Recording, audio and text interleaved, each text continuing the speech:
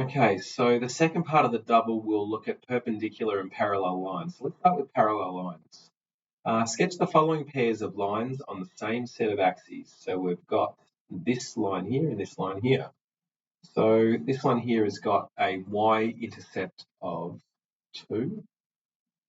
And if we get the x-intercept, which occurs when y is equal to 0, -2 equals 2x, x equals -1. There it is. Let's pop it in there and sketch our line. Okay, so that equation is y equals 2x plus 2. Now this one here has a y-intercept of 4. So there's 2, is 4. And the x-intercept, which occurs when y is equal to 0, -4 equals 2x, x equals -2.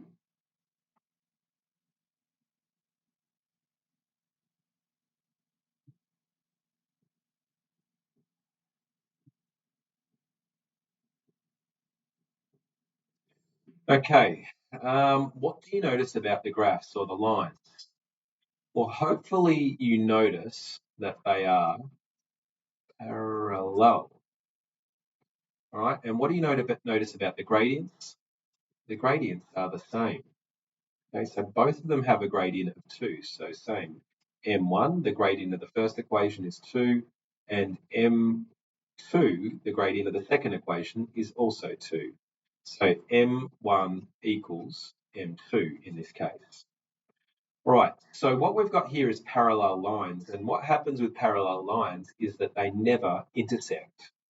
Okay, so two lines here, y equals 2x plus 2 and y equals 2x plus 4, will never actually intersect each other because one starts at 2, and then as x increases by 1, the y values go up by 2. And same with this one. This starts at 4, and as x increases by 1, the y values go up by 2. i.e. the gradient means that they go up by the same rate for every increase of one x value.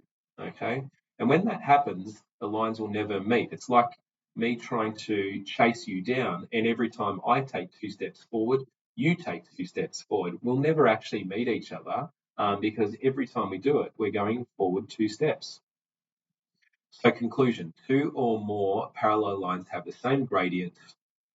I'm not sure what he wants in that box. So 2 or more lines have the same gradient. I don't know what's supposed to go in that box. That's the correct conclusion. Right, perpendicular lines. When two perpendicular lines meet at right angles, so that's what perpendicular means, at right angles too, there is a relationship between the gradients of the lines. So what we'll do is we'll start with this. This is the basic linear graph, and then the basic linear graph with a negative sign out the front. So this one here has a gradient of 1, okay, and a y-intercept of 0. So y-intercept is 0, and let's put 1 in. So when x is 1, y is 1, 2, etc., etc. So there is that line there.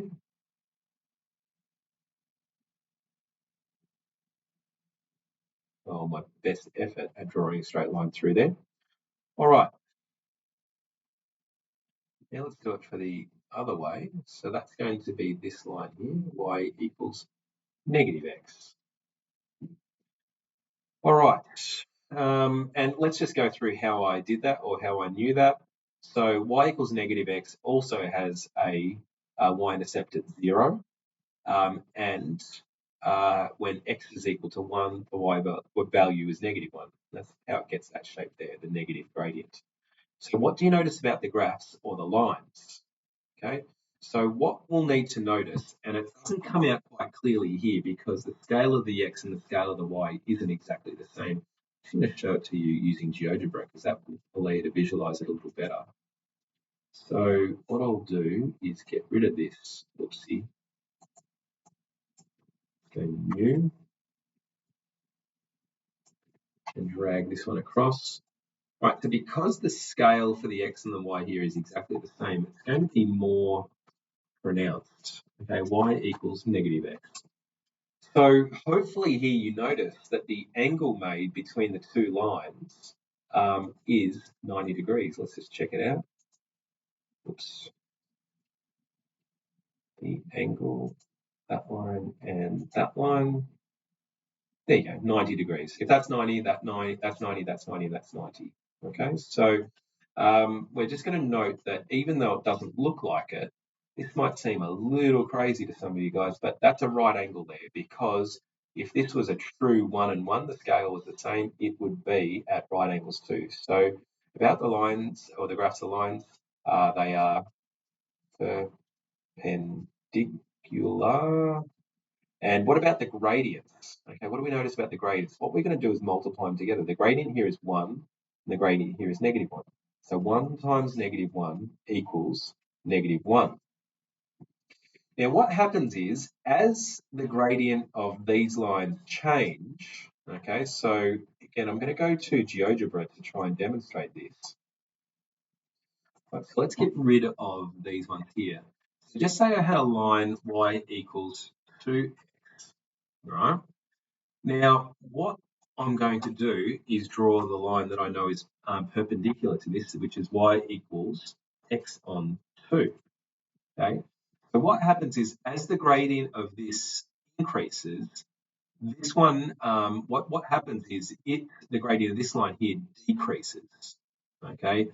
And what happens is, as I move them around, what they'll do is end up offsetting each other, such that every time I multiply two gradients together, if the answer is -1, then what that means is the perpendicular, that they are perpendicular if the answer is -1. So let's see, when two lines are perpendicular at right angles, their gradients multiply together to equal -1. That's no matter what.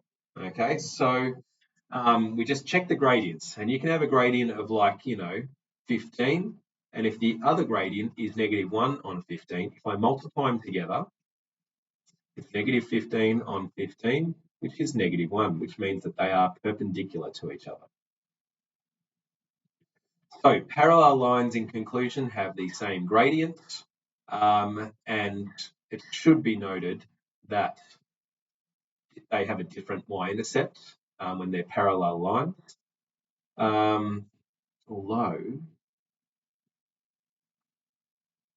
C1 equals C2, they can actually have the same y-intercept. Actually, that is, no, forget that.